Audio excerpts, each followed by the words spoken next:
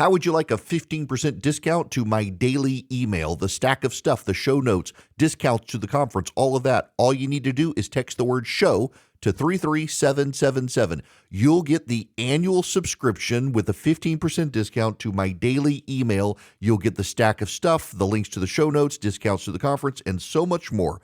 All you have to do is text the word show, SHOW, to 33777. Text show to 33777.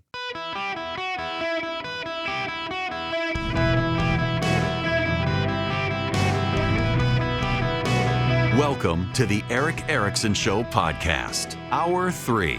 Hello, America. It is Eric Erickson here across the United States. The phone number is 877-973-7425. Should you wish to be on the program.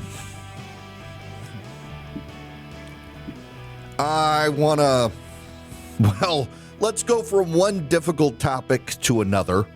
If you're on the phones, be patient. 24 years ago today, our world changed. Yesterday, I suspect, is a turning point in the country. 24 years ago today was a turning point. I began my radio program yesterday.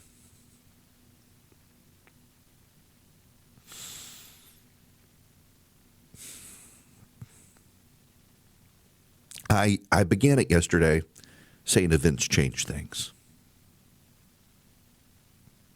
I ended it telling you Charlie Kirk had just been shot.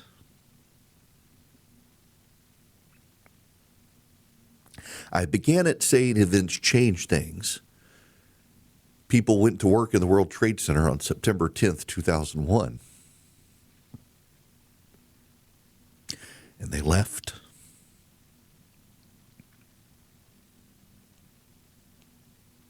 And they came back the next day. And they expected to go through the motions yet again. Over 2,000 of them.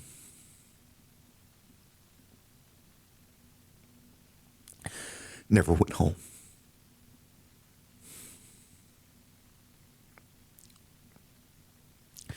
You know, I'm kind of tired of talking about dead people lately. From the school shooting to Charlie Kirk to 9/11.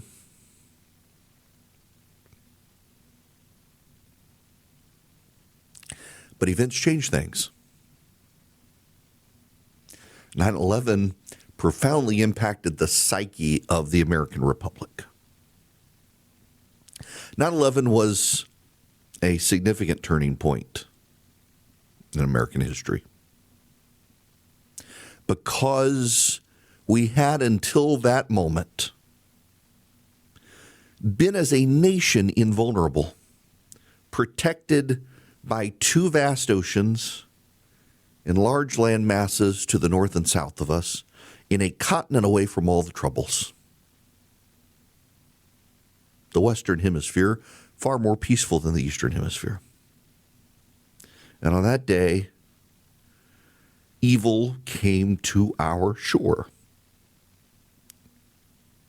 I have a friend who is headed to an interview at the Windows of the World restaurant. She came out of her hotel, stepped on one of those grates that's over the subways. Her high heel got caught in it and snapped. She had to go back inside and change her shoes. She left, caught a cab, was arriving at the building at 8:46 a.m. as that plane flew into the first tower. She saw it. She knew it wasn't a small plane. She knew it was bad, and she left.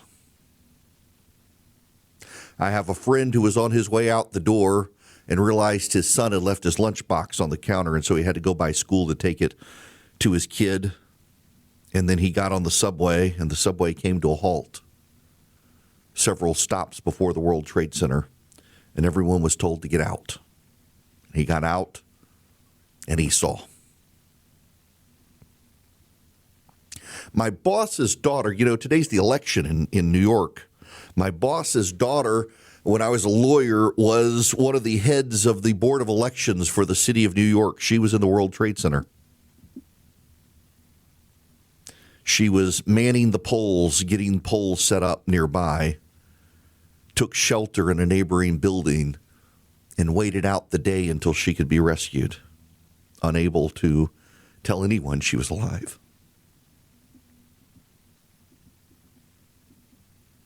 Events change things.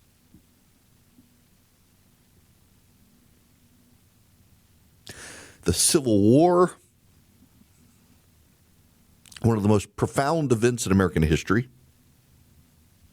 There are people in the South who still argue it was actually an economic argument. It was about slavery. And originally it was, but it morphed. It became bigger than the argument that they wished to, and it became a just cause. It became a righteous cause. This country had been founded on the idea that all men were created equal, and yet the founders allowed some to be kept in chains. It became a moral cause, and the right side won. The good side won. And what did the bad side do? They integrated back into society. My son asked me yesterday what I thought of Robert E. Lee. Allegedly a relation, although I'm somewhat dismissive of it because everyone in the South claims that they are related. I think Robert E. Lee was a good man on the wrong side of a war. And when the war was over, decided to commit himself to the project that is the United States.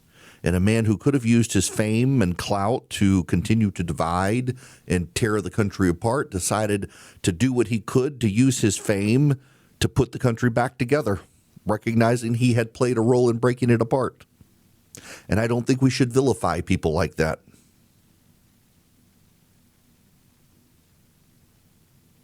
World War II and Pearl Harbor, that threw America for a loop.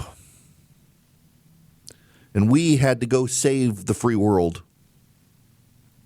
And in return, the free world entrusted the Western order to us. And as time has gone on and people have died and memories have faded, we have forgotten the trust the whole world put in us to preserve the world order.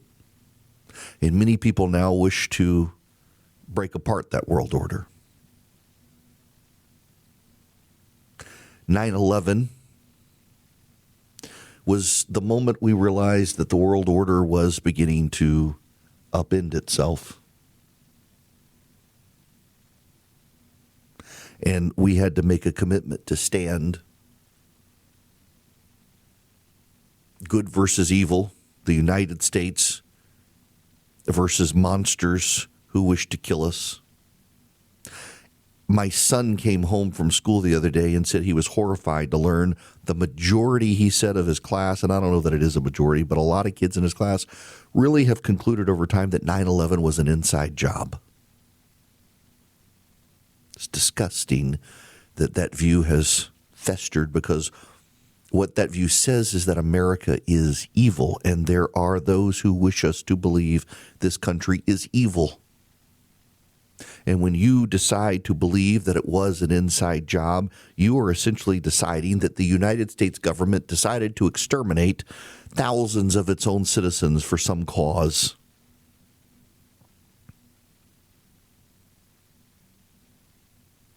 Yesterday was a turning point in this country.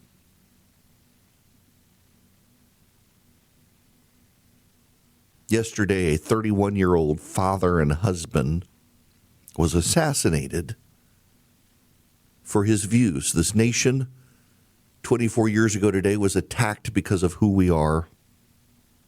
Yesterday, Charlie Kirk was attacked for who he was.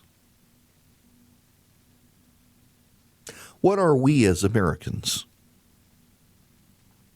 We are people from all walks of life who have joined hands to perpetuate a common experiment. Now, there are those on the right now who have embraced this blood and soil idea that we're actually a nation of people and place, and we are a nation of people and place, but we're also more than that.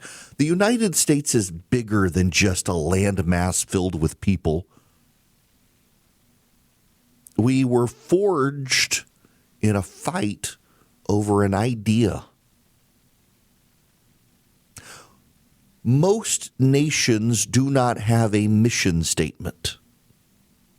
Most nations exist over time, over a series of battles, where they develop a common culture and language and borders, oftentimes directed by rivers or mountain ranges or the end of landmass into ocean, or they're islands, and they're people of a common tongue and a common tribe, and we are not and never have been.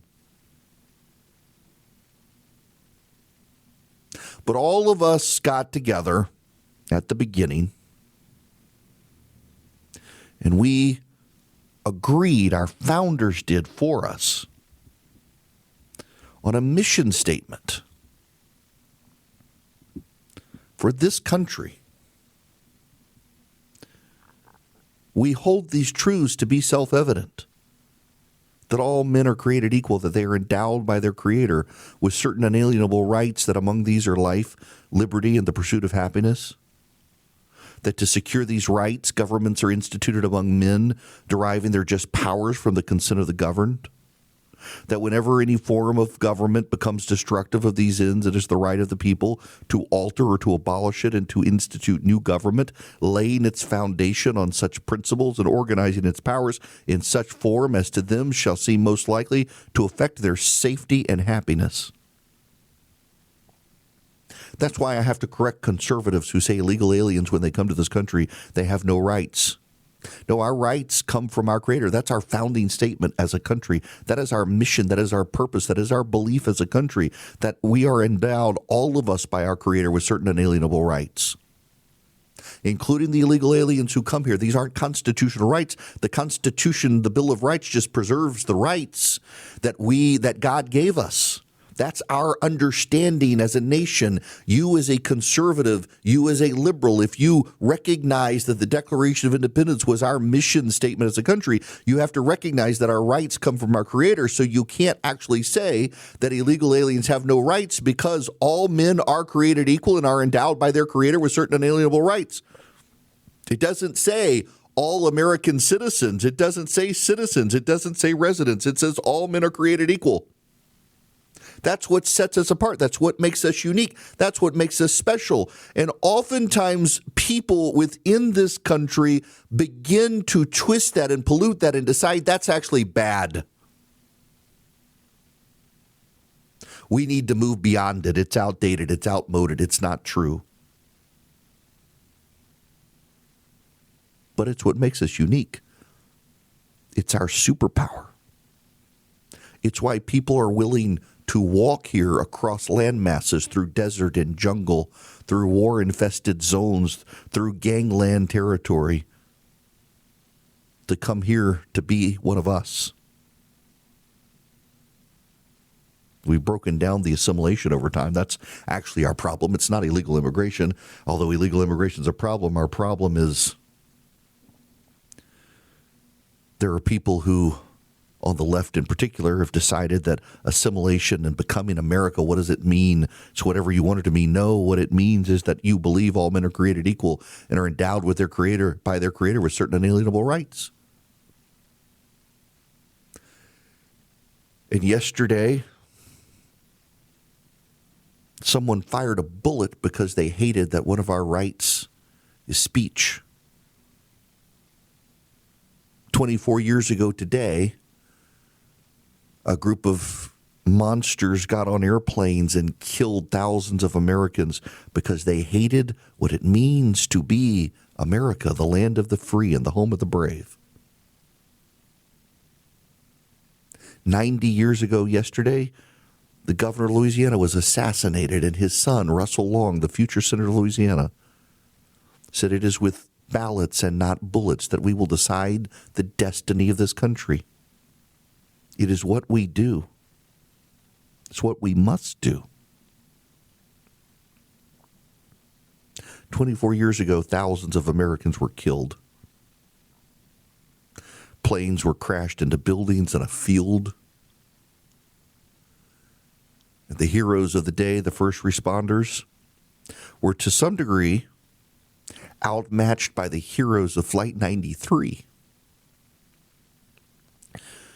who, summoning the strength of the best of us, decided that they should die, that more should live, and committed themselves with Todd Beamer's words, "Let's roll."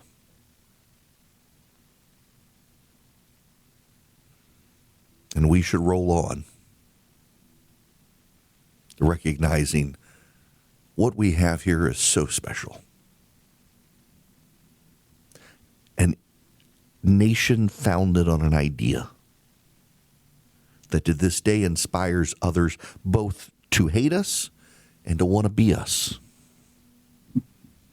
Let's roll. Can we talk about quality for just a minute? Because I can tell you, as I'm updating some furniture in my house that's lasted a very long time, it pains me to see all the cheapy disposable furniture where you're buying cheap stuff that you replace more often. You're actually losing money. It's like people who go out and they buy very cheap sheets, but at the same time, there are people who think they've got to throw thousands of dollars at bed sheets. I actually know someone who spent $1,500 on sheets. My Bull and Branch sheets, they've lasted longer than that guy's sheets, and they're super soft now. They're not the highest thread count, no, but they're organic cotton, and they're long-lasting, and they get softer over time. Feel the difference an extraordinary night's sleep makes with Bull and Branch. Get 15% off plus free shipping on your first set of sheets at bullandbranch.com/Eric. That's Bull and Branch, BOLLAND, branch.com/Eric, ERICK. Save 15%, unlock free shipping, exclusions apply. Those of you who are on the phones, if you don't mind, I promise I will get to you as soon as I come back. I don't have time to talk to you at the moment. I went long last segment. The phone number is 877-973-7425 if you want to be on the program. If you do me a favor and text Eric, ERICK, to 33777, we're growing our social media presence. YouTube, Rumble, they're all there. If you text Eric, ERICK, to 33777, you can find all those links. If you would subscribe, it would actually help me tremendously as we are growing the show. You know, I'll just tell you, pulling back the curtain, and the ghoulish bit of it is, you know, Charlie and I were on at the same time of day. And man, trying to navigate the how do you talk to stations and say, hey, we're an option, and not look. It's just so gross. This is the part of this business I hate, and I just can't bring myself to do it. And I know other people are, and maybe they'll get stations, but my gosh, just gross to try to do something like that at a time like this. Ugh. Okay, we got to move on. Let me tell you about the Eden Pure Thunderstorm. You can get 3 of them. You can save $200 at EdenPureDeals.com. EdenPureDeals.com.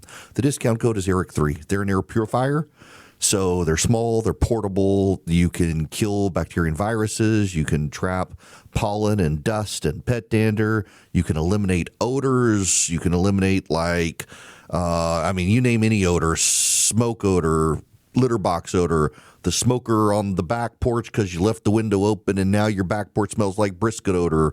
That happened to me. You forgot to flush the toilet, or you name it. It wipes out odors. You get 3 of them: upstairs, downstairs, your basement, your travel bag, your RV, wherever you need them. The rental car that someone smoked in before you got it, you can plug it up with a USB cord. You can plug it directly into the wall, and it just wipes out odors. So you go to EdenPureDeals.com. You'll see a discount code box. You put in Eric3, ERICK, the number 3. You do it at EdenPureDeals.com, and you can get 3 of them and save $200. In business, they say you can have better, cheaper, or faster, but you can only pick 2. What if you could have all 3 at the same time? That's exactly what Cohere, Thomson Reuters, and Specialized Bikes have since they've upgraded to the next generation of the cloud, Oracle Cloud Infrastructure.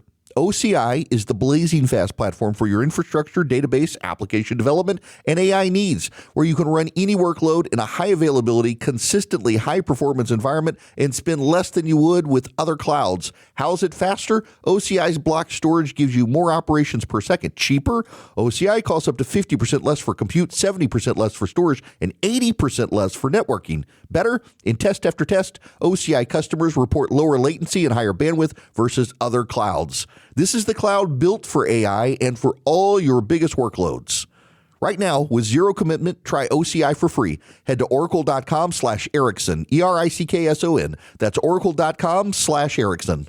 Hello there. Welcome. It is Eric Erickson here. I'm about to take Donna's phone call here from Fernandina Beach, Florida, and I'm not going to be able to get other phone calls because the call screener's daughter got sick at school, and so he had to close the phone lines and go get his kid from school. So, Donna, you get to be the last call today from one of my favorite places, Fernandina Beach. How are you?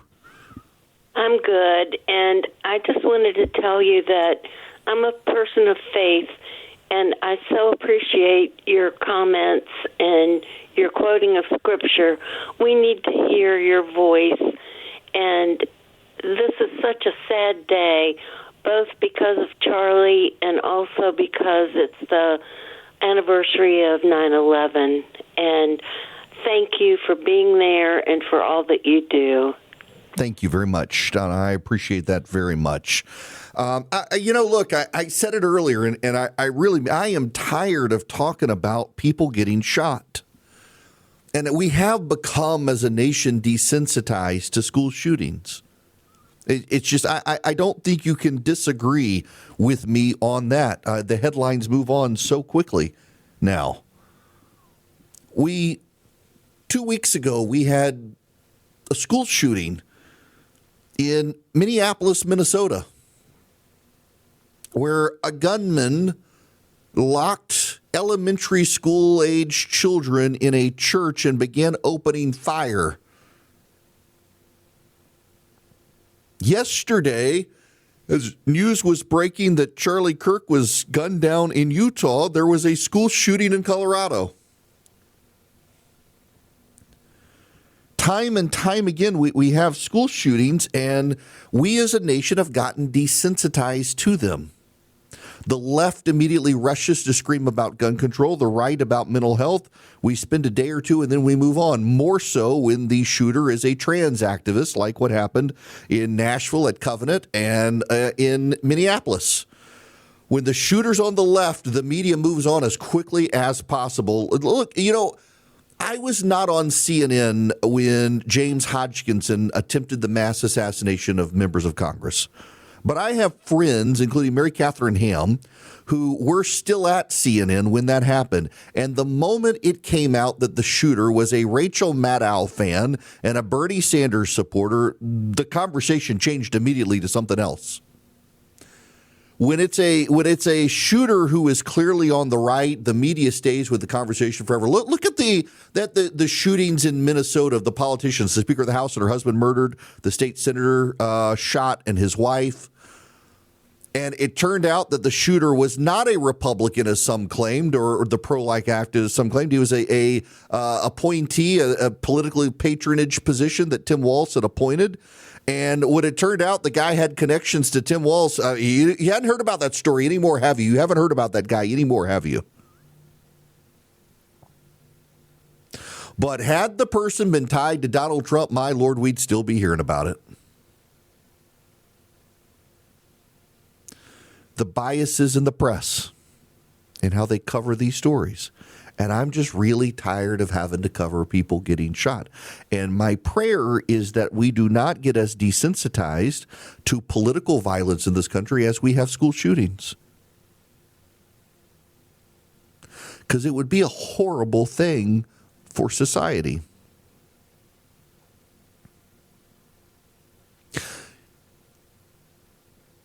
It would discourage a lot of people from getting into politics.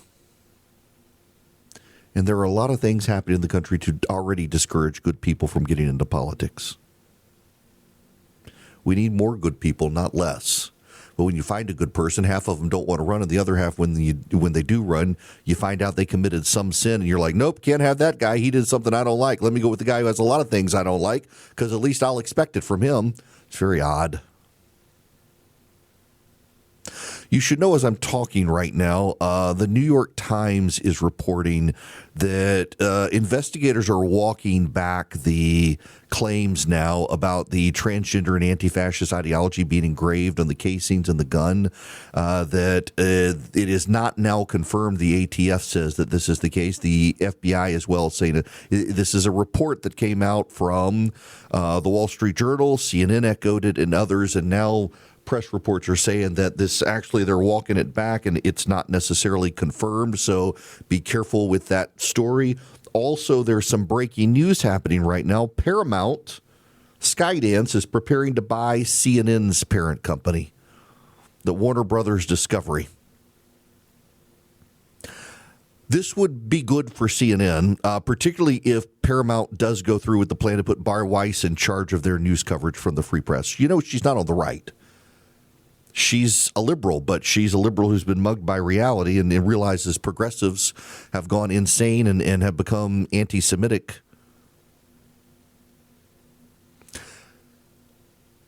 The newsroom at CNN and at CBS could use some cleanup. I mean, I think about CNN now has had on multiple Democratic politicians today to lecture the right. And I got to say, whoever it was it Brianna Keeler this morning? I can't remember, who had on Dan Goldman, was deeply uncomfortable with him rushing to both sides of this and say it was, Trump exploiting rhetoric, no accountability for the left and the rhetoric of the left. There's got to be some cleanup within the newsrooms of the country because, the press plays a role in this stuff. You and I may not listen. I don't actually watch the news, really. I watch News Nation to the extent that I watch the news.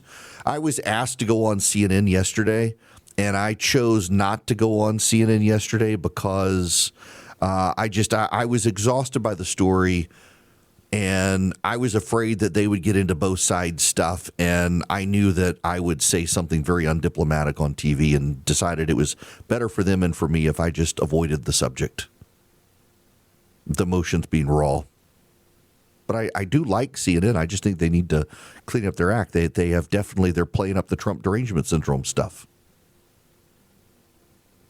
Also, the White House has announced that the Vice President of the United States will fly to Utah to take custody of Charlie Kirk's casket and body, and Charlie Kirk will be transported back to Arizona on Air Force Two with the Vice President of the United States. He was a big advisor to Donald Trump.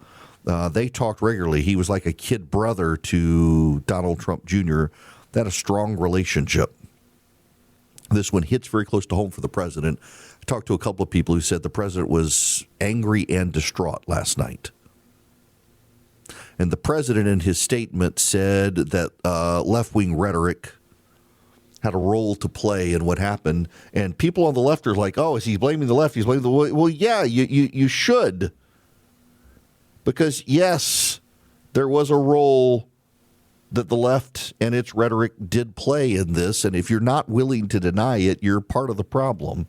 Tonight, I ask all Americans to commit themselves to the American values for which Charlie Kirk lived and died, the values of free speech, citizenship, the rule of law, and the patriotic devotion and love of God. Charlie was the best of America, and the monster who attacked him was attacking our whole country. An assassin tried to silence him with a bullet, but he failed because together we will ensure that his voice, his message, and his legacy will live on for countless generations to come. Today, because of this heinous act, Charlie's voice has become bigger and grander than ever before, and it's not even close. May God bless his memory. May God watch over his family. And may God bless the United States of America. Thank you. What a week. And we got one more day to go. There is other news out there. I don't know what good it is to cover the other news to y'all. I just, I feel spent. I genuinely, I feel spent by this. I have written multiple newspaper columns. I've had to write my own Substack, be with you guys, field calls from reporters, do radio interviews, and it feels both necessary and also, trite. We live in these wild times. So let me just spend these remaining moments with you this way. Charlie Kirk's organization was called Turning Point USA, and we are at a turning point with his death. How you choose to move forward will be reflected in your community and everyone's community. How the people in those communities choose to move forward will ultimately affect their state, and those states the nation. You have an active role to play in your community. You have an active role to play in the political process. And one of the best roles to play is to be active in the political process.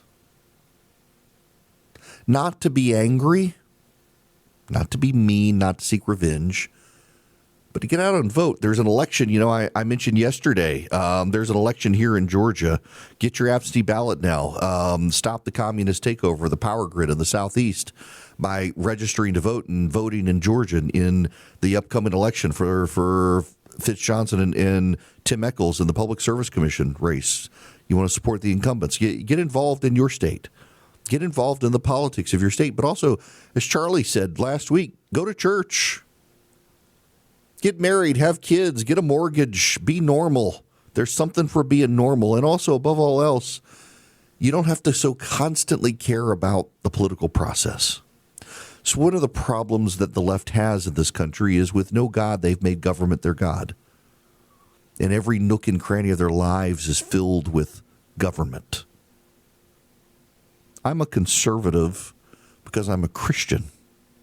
And I know that we are all sinners, and I want as few sinners in charge of me as possible. That's why I support limited government.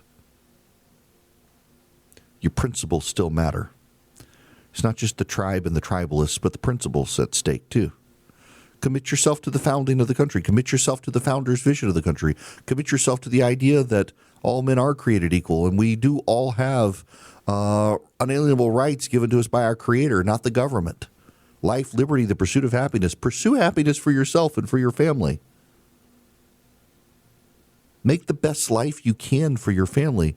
Don't ask for government handout. Don't rely on Uncle Sam's man boob for it. You do it yourself. And you get your family engaged in your community. Do you know where your battered women's shelter is in your community by chance? Your soup kitchen? Your food bank? Your food pantry? You know where your local nonprofit service organizations are? Your local Salvation Army? Your local Red Cross? You should go find them. Get to know those people. Improve your community. Because I got to tell you, what I'm optimistic, I think, about you guys, but I occasionally get pessimistic about our country. And I try not to be a pessimist. I mean, listen, my motto is, why pray when I can worry? I'm a natural pessimist. If you're a pessimist, you're never disappointed. So one of the upsides of being a pessimist is you're just never disappointed.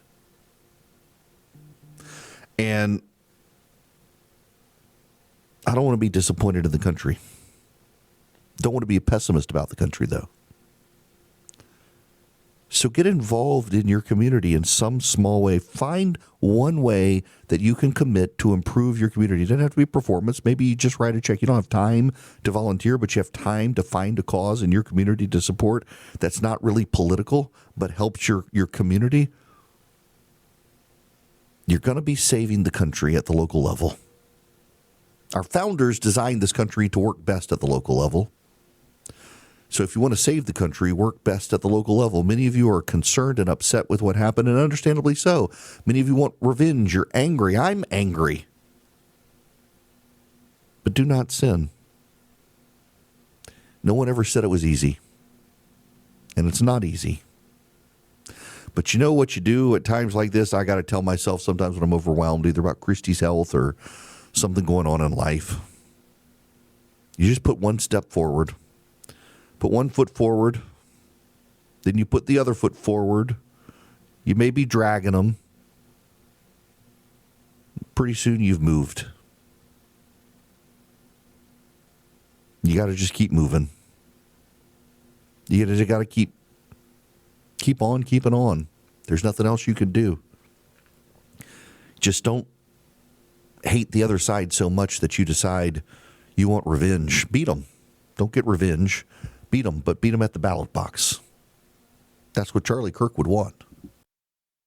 Hello there. It is Eric Erickson here. It looks like the Emmys have seen the light on host. They've got Nate Bargatze is going to be the host of the Emmys, which is a good thing. It's I'm kind of tired of all the left wing comedians out there who can't help but decide that the only way to make jokes is to laugh at the right. Bargatze, my son is a big Nate Bargatze fan. We're going to see him in November, and it's nice to see that a good guy like him doing as well as he is. It's very clean comedy.